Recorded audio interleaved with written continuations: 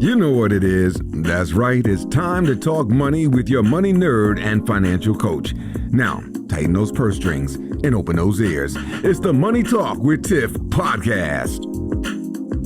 Hey, and welcome to another Tiffany's Take, where I answer your money questions right here on the podcast. If you want your question answered, go to www.moneytalkwitht.com/ask Tiffany. I love all the questions that I've been receiving thus far, and it's been really helpful in helping me help you. So keep those questions coming. Also, I do want to point out that on the website, I have a way where you can leave me a voice message as well, which it would be so cool for me to be able to play your question audibly on the podcast versus reading it. But I mean, it's completely up to you. I just think it's a cool feature and I would love to try it out, honestly. So please, if you have any questions and you would like to do an audio version, please feel free. Also, if you can't go to my website for whatever reason, you can also just shoot me a DM on social media. I'll be more than happy to answer your question on the podcast from there as well. So for this episode, and excuse me if I sound a little nasally, I realize I just got sick. My daughter was sick and got me sick. And so I do sound a little nasally today, but I wanted to talk about something that gets a lot of debate online. And then also people have been reaching out to me to kind of figure out, when should they think about quitting their job if they want to be an entrepreneur? And so I want to spend a little time on this episode talking about that, because my answer may surprise you. All right, so let's just hop right in. So when you're thinking about entrepreneurship, and, let's come from the place of you're currently working a full-time job. So you're working a full-time job and you really want to start your own business, so on and so forth. Don't quit. Don't quit right now. Make sure that you have started the business. Maybe it's a side hustle or something to that effect. And you have tried it out. You have either gotten orders, gotten customers, gotten clients, whatever it is that you do. You are making a good living for yourself. Because remember, if you quit your job, you are also leaving a steady paycheck. And I tell people all the time, my audience all the time, whether it's on the podcast and a blog and social media, like when you're an entrepreneur, that steady paycheck, unless you build something that gives you that, and even if you do, it may not be steady every month, your income is very variable. And so if you listen to the episode that I did a couple of weeks ago, I talk about budgeting with a variable income. If you're there, you might want to go ahead and listen to that. But I say that to say, having that steady paycheck allows you to think a little clearer, think creatively, and then also it allows you to try different things in your business and not have to worry about paying your bills. Because I'm telling you, when you add that extra layer of stress I got to make sure I do something, because if not, I'm not going to be able to pay my bills. You can't try as many things. And so part of my journey was that I started Money Talk with Tiff when I was working a full-time job. Okay. So I started it back in 2017. It was a blog, and I would just come home from work on Money Talk with Tiff. So a lot of people that are maybe new listening to me, they're like, oh, Tiffany's a full-time entrepreneur. I want to do that too, type thing. But it was a journey to get here. And even though I'm a full-time entrepreneur now, so I started in 2017, I actually worked 2 years while I was building Money Talk with Tiff. I didn't become a full-time entrepreneur until 2019. And so during that time, I was using my steady paycheck to make sure my bills was paid, but then also to feed into my business. So I used that money to, build my website, start my podcast, build a team, all those different things that I needed, and also gain customers, right? And so I used that time for that. And when it became a point where my side hustle income was almost to matching my full-time income, that's when I decided to make the switch. And so I also want to iterate too that when I was doing that, it was great. Like, I didn't have any issue with my employer. And that's another reason, some people are like, oh, I'm tired of working here, so I just want to be an entrepreneur. and trying to use entrepreneurship as an escape from something. And honestly, it's kind of difficult. Not kind of difficult. Entrepreneurship is difficult. And from what I have seen, when people use entrepreneurship as an escape, maybe they don't like their job, they don't like their manager, they don't like this, like that. And so they just jump out there with nothing, then it is a very difficult road. Now, I'm not saying that it's not possible. You can absolutely do it. But I will say it's a little more comfortable when you have that runway and you have that time to make those critical and crucial decisions when you're first starting your business. And so I tell people all the time, it doesn't have to be an or, it can be an and. You can work your job and still do something entrepreneurial, And sometimes there's a situation where your job won't allow you to. So maybe it's something that you want to do that competes with your job.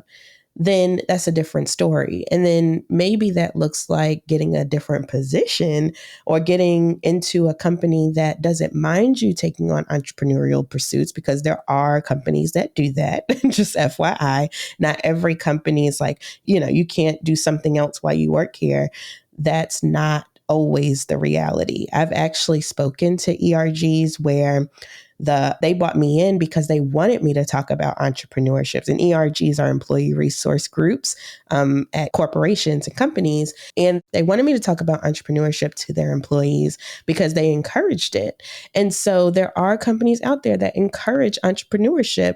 And honestly, as someone who used to be in HR, I can absolutely see the benefit, because when I was at companies that knew I did something on the side, didn't try to stop me, just was like, okay, sure, as long as it doesn't conflict with what we do or conflict with your daytime job, by all means, go ahead. Those were the companies that I was the most happy at. Because I didn't feel like I needed to make a choice. And so I encourage, if there's any employers listening, to, allow your employees to have that flexibility to do something else while they're working there. Don't think that they're just going to leave because they started a new thing on the side, because sometimes that's not even the case. And that's why I'm having this conversation right now, because it's actually better, in my opinion, if you work a full-time job and work on your business as well. And for all the reasons I've already stated, I will tell you all, and this is some research that I'm doing for those of you all that don't know. I am currently in school getting my PhD in social work. And part of my research is researching Black entrepreneurs and their financial wellness, because a lot of the entrepreneurs that I know of, they had to either cash out their retirement, they had to empty their savings. There's so many things that they had to do in order to get their business going when they just jumped out there. And I want to see, why that's the case. And honestly, I'm one of them. Like, I had to cash out my retirement. I had to, dip into my savings when I was starting my business, not starting, but when I jumped out the first time into entrepreneurship. And for those of you that don't know my full story, I actually quit corporate twice. And so that was the reason. The first time I did it, I said, oh, I'm just going to jump out here. I'll be fine. And that was not the route to go. And so what I'm saying to you right now is coming from experience, not just from me, but from others in this space as well that I talk to on a regular basis.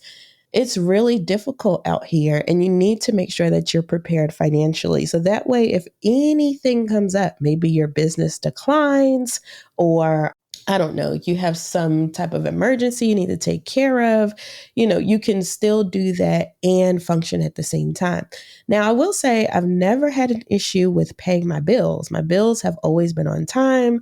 I've always made a way somehow, even when it looked really grim. I have still been able to pay my team, pay my bills, all of those things, but it does add to your stress level. And so I encourage you to build your business while you're at a company, while you're working full time, if you have the opportunity to, because it will help you in the long run. So I just wanted to dedicate this episode to that because I see a lot on social media where it's like you're either an entrepreneur or you're either working for someone else or working for the man or what have you. Look, y'all, there's nothing wrong with working a full-time job. If the company that you're working for does not allow you or see the benefit in you pursuing, your own pursuits, as long as it doesn't interfere with the company, then that might not be the best employer for you. And that might be the issue, It may just be a situation where you need to find a new job and then do it. Or, if you are in a situation where you're like, well, Tiffany, I hear everything you're saying, but guess what? I want to jump out. Then make sure you have your ducks in a row before you do so, because it can help a lot of stress down the road. So when I say ducks in a row, make sure you already know how to budget and you're going through that process. I'll put links in the show notes for my budgeting resources. Make sure that you have income to replace what you're about to leave. Also consider the benefits that you're giving up because, if you don't have that health insurance and stuff anymore, you're going to have to find it on your own. And I can tell you from experience, healthcare is extremely expensive, even sometimes on the marketplace. Now, I have lucked up over the years where the marketplace has been pretty affordable for me just because of the type of plan that I pick. But I'm also a generally healthy person. And so I don't need much. But I will tell you, think about that too. Think about all of your fringe benefits, everything that you get from your job, and make sure that you can replace that. Okay. I will also say a lot of the millionaires that I know made their money from working a full-time job and putting it in their retirement. So having those 401k matches and things of that nature. Like I'm building my retirement again, but it's not nearly as fast as it was when I was working full-time. So just keep that in mind. I just wanted to, clear the air and give you some of that inside information. Make sure you have a budget. Make sure you know how your money is flowing. Make sure you account for all of the benefits that you do get at your full-time job. Make sure that you can cover your income and those benefits if needed, and then make your decision from there. And if you're not quite there, then stick it out for a little bit. And if you don't like your job, just get a new one and keep sticking it out for a little bit. Because there's nothing wrong with working full time while you're working on your own pursuits. Okay. And I will tell you also from experience, the having more time thing is a myth. Like I am grateful that I'm able to spend time with, my kids and things like that. But I work way harder, in my opinion, than when I was working full time for someone else. So keep that in mind as well. So I don't want to sound doom and gloom, but I do want you to be financially prepared if you do make the decision to step out into full-time entrepreneurship, and also have a voice saying it's okay that you work full-time and you're working on a business. It's okay. There's nothing wrong with that. It doesn't have to be an or. It can be an and. All right. Well, I hope you all have a wonderful rest of your week. And like I said, if you want your question answered on the podcast, go to www.moneytalkwitht.com/Ask Tiffany, and I'll be more than happy to answer. But until next time, I'll see you soon. Bye. Thank you for listening, joining, and being a part of the Money Talk with Tiff podcast this week. You can check Tiff out every Thursday for a new Money Talk podcast. But if you just can't wait until next week, you can listen to previous podcast episodes at moneytalkwitht.com or follow Tiff on all social media platforms at Money Talk with T. Until next time, spend wise by spending less than you make. A word to the money wise is always sufficient.